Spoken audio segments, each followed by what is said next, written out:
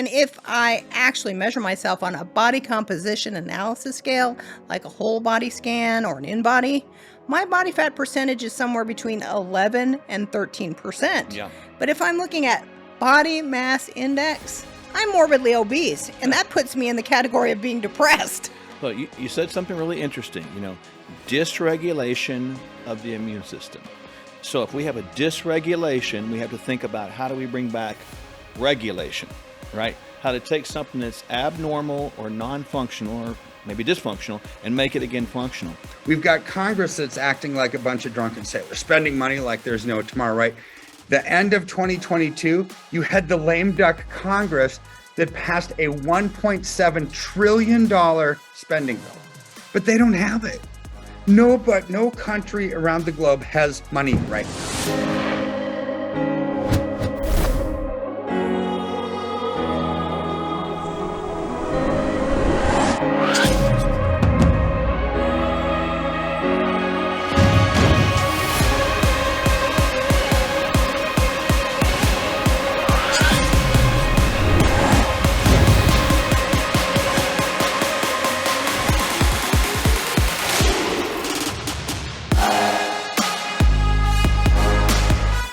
Common question we get asked all the time is, why is body mass inaccurate, and why could it potentially be misleading?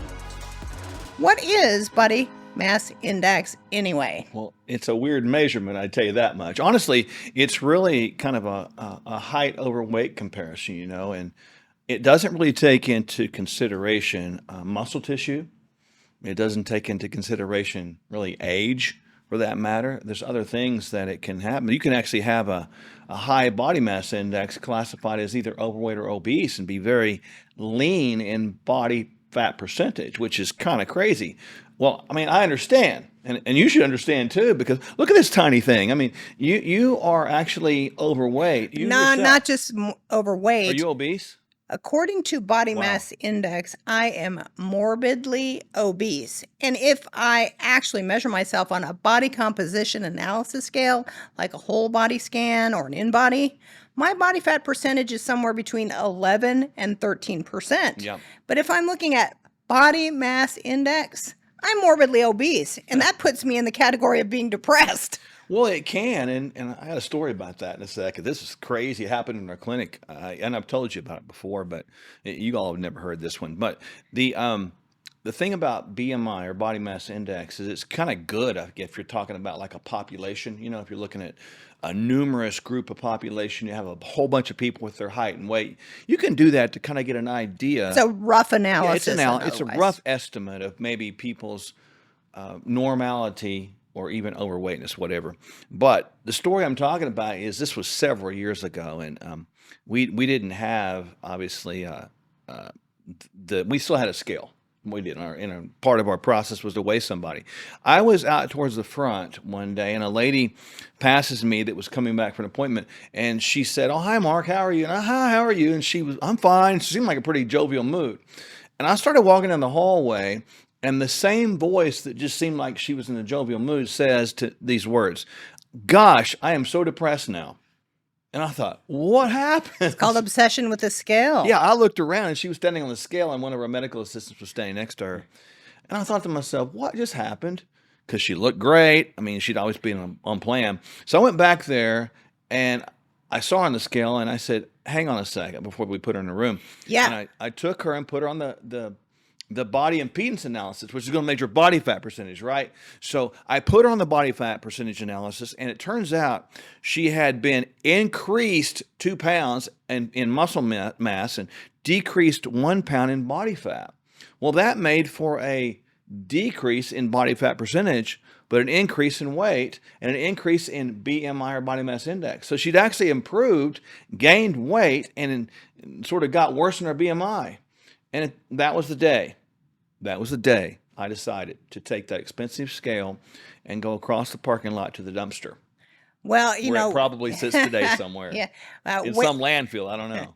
Weight is an important measure, but what's is. more important is we have to understand what this whole skin bag, this temple, this Yeah. thing that we live in is made up of. We need to know about how much lean mass we carry. That's metabolic fuel. We need to know how much fat there is, and not just fat, but how much is in the organs. That's going to be a big problem if visceral fat goes up, because we know that fat, once it passes a certain threshold, that's inflammatory. It is, and actually on our machine that we have, our bioimpedance machine, we have a little measure that measures the visceral fat or visceral adipose tissue, and that's very important to understand because it's really the fat that's from your rib cage down to your hip bones or whatever, and it actually is near your organs, which is like crazy to think about. When we have that fat that accumulates down in the belly area, we tend to think that's our stomach, but our stomach is not that. It's way above that. It's the size of what? A fist. That's it. Yeah, right there. That's a fist. That is all your stomach is. Right. That's it. This down here is visceral fat. And it's dangerous because to have even a normal BMI, right, and have a lot of visceral fat, we still have a lot of risk factor for toxicity and inflammation. Yeah, that's the BMI doesn't equate to health, is what I'm getting at. Yeah, in that condition, it's called sarcopenic obesity. Somebody can look good on the outside, but if you actually put them on a body composition analysis machine of some form, they may absolutely be in trouble, meaning they have fat in their organs. They've got more yellow fat around their frame than they need to be carrying. That puts them in danger for all chronic sickness and disease, because we know fat is inflammatory. For every pound you're overweight, it's times 10 on the joints and the vascular system. So if it's 10 pounds, that's times 100. And walking through space, step after step, day after day, 100 extra pounds is going to add up. It is saddening to me and disheartening, two things, that America is still depending on the scale to determine health. That's number one. Yeah. The sad thing is also in the article that you're referring to that we led off this segment in, is that article is finally saying groundbreaking news. Groundbreaking. BMI may not be a good calculator towards these other disease processes. And I mean, what's taking so long? And why are we so slow in waking up to reality? And with people's obsession with weight, we've got to look at America.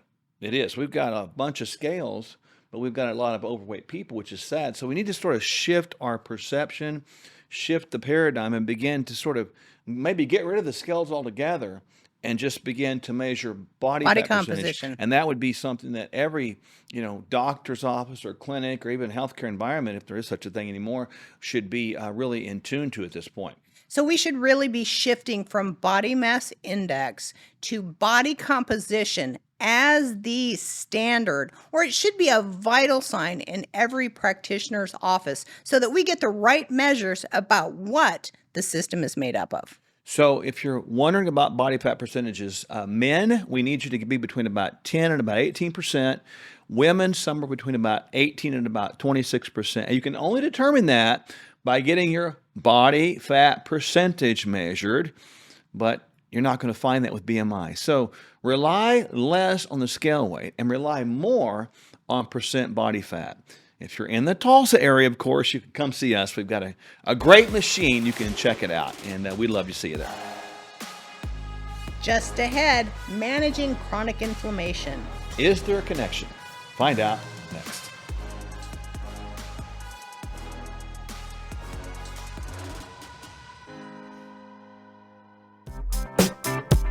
And when you navigate through these economies with people, here's what happens.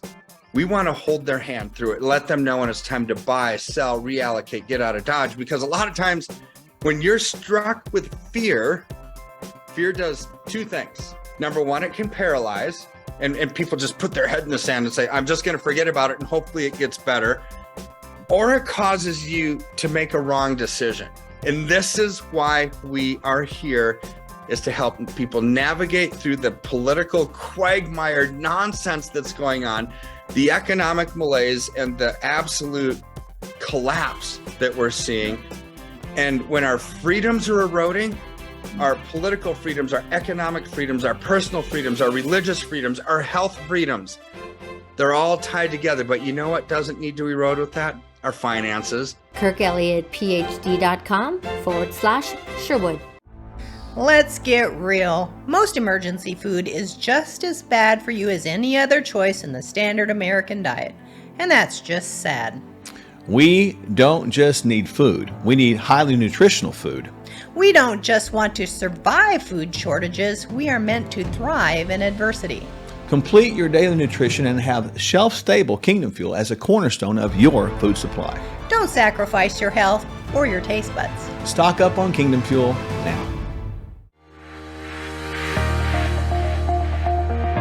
The body's amazing at recovery, so you want to give it every chance, no matter what time it is. So in that context, no, it's certainly never too late.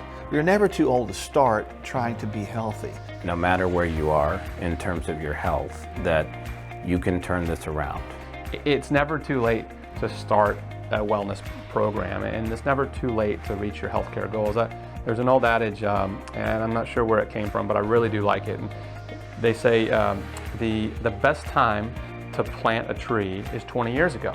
The second best time is today. We just want people to hang on to hope. We are hope dealers. And if you are not paying attention to the 4 foundational pillars of health, physical, emotional, intellectual, and spiritual, eventually it is going to catch up. If we get all those 4 areas right, and we do it right, we see a dynamic occur in the middle called wellness, and that's where people get better. Their health is really going to return as a side effect of wellness.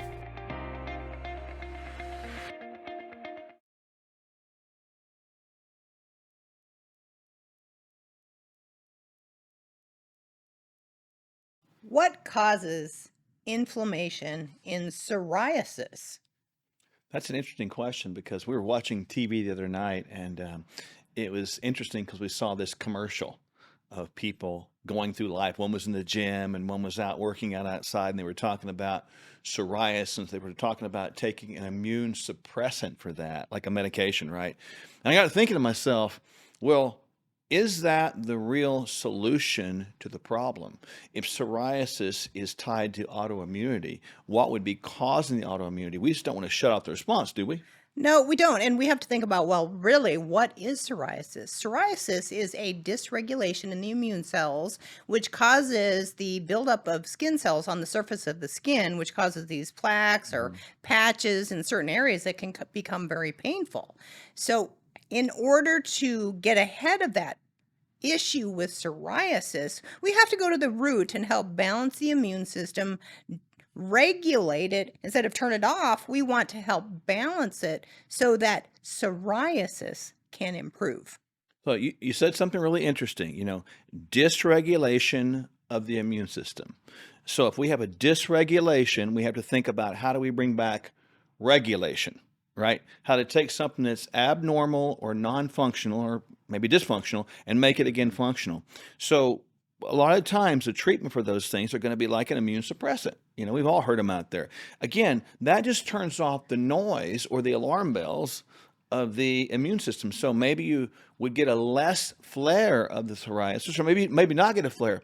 But did that stop the upstream cause of that process? No, it's like a Band-Aid while the dysregulation is still there. It just takes down a response. So dysregulation is, to fix that, we have to go back upstream, as you talked about, and talk about some things that might be contributing to that. And boy, number one is what we put in this thing right here, our mouth. Yeah, and we call that border control. Yeah. You have to control what comes across the border into the system. If we're eating the standard American diet every day, that is inflammatory. And if psoriasis is an inflammatory condition, we can control a lot of systemic inflammation by what we put at the end of your fork. We call that fork curls. If it's fresh and raw, fruits and vegetables, nuts and seeds, and good clean proteins, those things have vitamins and minerals and nutrients in it that actually help regulate the immune system instead of dysregulate it like the standard American diet does. I was thinking about, you said something, border control. I think we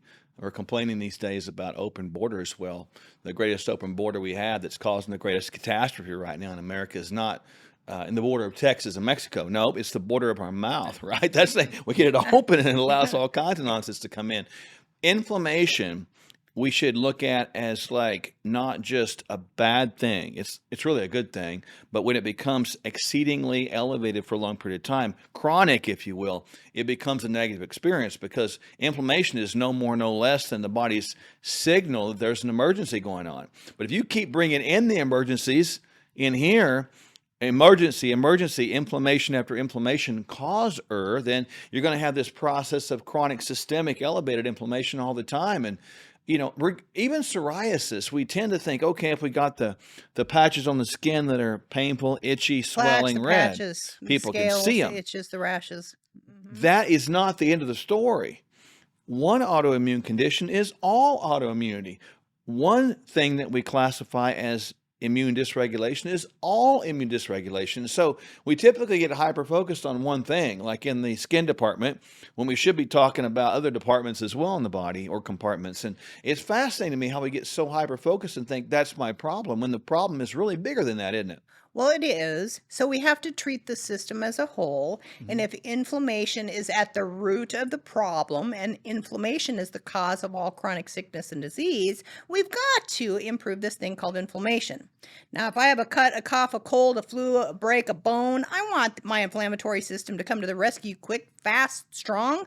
But if I've got this autoimmune condition, I want my immune system to be a little smarter and be able to regulate it a little faster. So those are things like, of course, changing border security, what's coming into the oral cavity, into the system with fork curls, that good nutrition. We've talked about this before, and that's going to be weight control. For every pound a person is overweight, that is inflammatory. So in the fat cells, that is where toxicity is stored. That's where, abnormal chemicals are produced.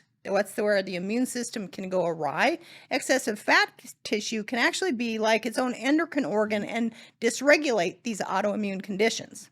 So the question becomes, and people should understand this, is we are not anti-medication. Absolutely we are proper usage of medication. So we might want to use medication to turn down the fire that's a raging forest fire in Inferno, but we've got to get behind the thing and figure it out. Now, sometimes we would use a medication in that case, but sometimes, many times, if you go right to the control of your border and put in good food, the problem goes away, doesn't it? It gets much, much better with good nutrition, optimization of body composition. And of course, we've got to do things like staying active, get blood oxygen and nutrients to the tissues. We've got to get enough sleep because sleep is a stressor. And if sleep is not accounted for and we get stressed out and under-rested, that's a degree of inflammation that can upregulate that immune system, just like taking in other toxins like alcohol or smoking or drugs. So good lifestyle practices that focus on sleep, exercise, de-stressing, and eating well can, in the long term, prevent, even help reverse autoimmune conditions. Now, we've seen the measurables, like the antibodies that we measure in typical blood tests, go down with doing those things. People say that it can't be reversed, but we've seen that before with our own eyes, proven. Now, we're not saying it can be reversed every time. There's circumstances we don't know about. But for the most part, people need to think about how to avoid those things altogether. And I just think about this body as a healing machine. Yep. It's a healing temple. It is designed to heal itself. So if we do right by the system with good nutrition, right physical exercise, right supplementation, yes, we might have to use a medication. If we're optimizing our stress levels, getting the right sleep, and even using the right hormone balance, that's a win when it comes to autoimmune conditions. So here's the moral of the story. Honor the temple and it will honor you. Keep the temple regulated and it will not become dysregulated. We hope you've learned something from this segment. Up next, our financial guru, Kirk Elliott, gives us advice on what you need to know at this time in history. How can boosting your daily nutrition save you money? I'm Dr. Michele Sherwood. And I'm Dr. Mark Sherwood. Kingdom Fuel costs about a third of the average lunch and will supersize your nutrition. Our unique meal shakes are balanced, low glycemic, rich in fiber with 20 grams of clean protein, essential vitamins and minerals, healthy fats, and organic fruits and vegetables. Kingdom Fuel is a simple start to a transformed life. Hello, I'm Kevin Sorbo. Now, there's an old saying, it's not what you know, but who you know that matters. Now, that's true in our careers, spiritual life, and when it comes to our health and overall well-being. Today, most of us know a lot of information about health and nutrition, but are we really doing anything with it? So here's what I've learned from working with doctors Michele and Mark Sherwood. They're the founders of the Functional Medical Institute. You need a wellness plan that's customized based on your unique needs. Now remember, real change can only happen when you address the whole person.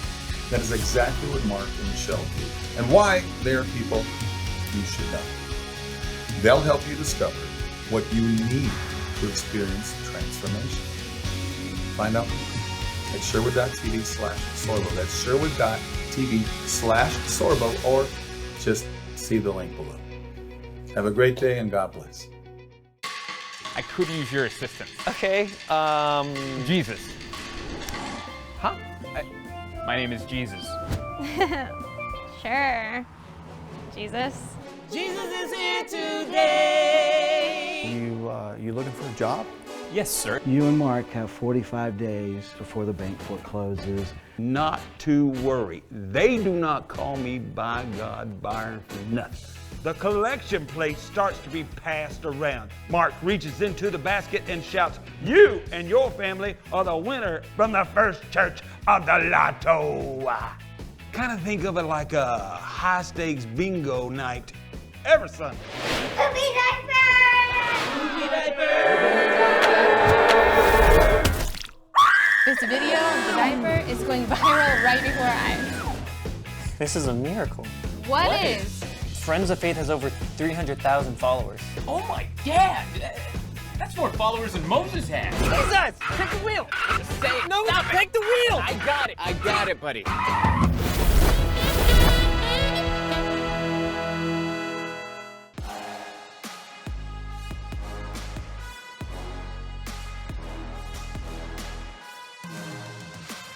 Hey, Mark, great to be with you again. I wish it could be with better news, right? But yet I do have a smile on my face because there's solutions. So make sure you watch this whole video because we do have solutions for this. But what I want to talk about is the unrelenting spending happening in America right now. We've got Congress that's acting like a bunch of drunken sailors, spending money like there's no tomorrow, right? The end of 2022, you had the lame duck Congress that passed a $1.7 trillion spending bill, right? 1.7 trillion. Now, I wouldn't have such an issue with it if we actually had $1.7 trillion laying around. Then you just be allocating what you already have and, just saying where it's going to go. But they don't have it. No country around the globe has money right now, right? Because 2 years of COVID, 2 years plus of COVID, people weren't spending. There's supply chain disruptions. There's issues. There's higher taxation. Now, so what did that force countries to do? Print money like there's no tomorrow to try to inflate or die. Because if they didn't, there wasn't enough government tax revenue from sales tax revenues, property tax revenues, income tax revenues to actually fund the government because it's a global economic slowdown. And in fact, projections just the second week in January came out that because of all the fracturing of countries in this globalized world, right? Because of import and export controls, what Russia's doing now and telling America and the G7 nations, which are the US, the Western industrialized economies of Europe, Japan, right? It's like, hey, you guys signed the stupid accord that capped Russian oil at $60 a barrel when oil was 79. And back when he did that on December 3rd, when Biden signed that into law, it's like, if I were Putin, I wouldn't sell to those countries, right? Why would I sell them oil at a $19 barrel loss? And sure enough, December 28th, he said exactly that. He said, I'm not selling you any oil come February 1st. So what's that going to do to the price of oil? Make it go possibly double, because Russia is the largest supplier of oil and gas in the whole world, right? And we're talking about the G7 industrialized nations. They're not chump change either, right? So oil is going to go through the roof. If we think we've seen even the middle to the end of inflation yet, you're kidding yourselves. We haven't. So inflation is going to come. Oil prices are going to go through the roof.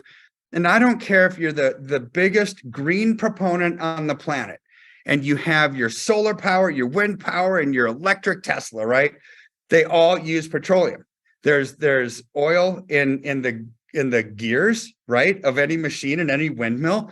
There's oil in the bearings and grease of your tires in your electric car. Petroleum products are used in the plastic on your dashboard in your electric car, right? So there's no getting around it. Inflation is going to be coming. And we've got a Congress that's spending money like there's no tomorrow. And like we talked about on a previous show, the potential run on the banks and the FDIC being underinsured, what would be the end result of that? The mother of all quantitative easing, probably $5 to $7 trillion on top of the $1.7 trillion that they just spent, on top of them having to raise the debt ceiling yet again, right? So we're talking about all these different spending projects that are all in the trillions. We don't have the money. So inflation is going to persist because government revenues aren't there. So therefore, they're going to have to print without discretion like there's no tomorrow, right? So how do you protect yourselves? Like we've talked, and I admit I sound like a broken record, like a one-hit wonder, right? But if there was something else that we could do to protect and preserve, I would say it. We would do it. I don't care what the asset is, as long as it minimizes our risk, maximizes our return. So your IRAs, they need to be reallocated into gold and silver. Your brokerage accounts need to be reallocated into gold and silver. Your bank account shouldn't have too much cash because the banks are at risk, right? So give our office a call. Take advantage of these trends so the trends don't take advantage of you. Get out of harm's way into gold and silver, which are growing like crazy, Mark. Crazy. I mean, we're up 98% in silver over the last 2.5 years, but the more immediate trend over the last 12 weeks, we're seeing up 40%. That's incredible. In a world where there's so much fear, there's so much uncertainty, there's so much doubt, this can put a smile on your face. So give us a call. We'd love to help you out. Mark has arranged for that to happen. We'll take good care of you. Free consultations, right? 720-605-3900. Just say Dr. Mark sent you, or simply you can go to kirkelliottphd.com/Sherwood and get on our calendars for that free consultation. We'll help you out. Exploring biohacking, bioharmonizing, biosynergizing, stacking, resilience, or anti-fragility? Start here. No gimmicks, just proven results.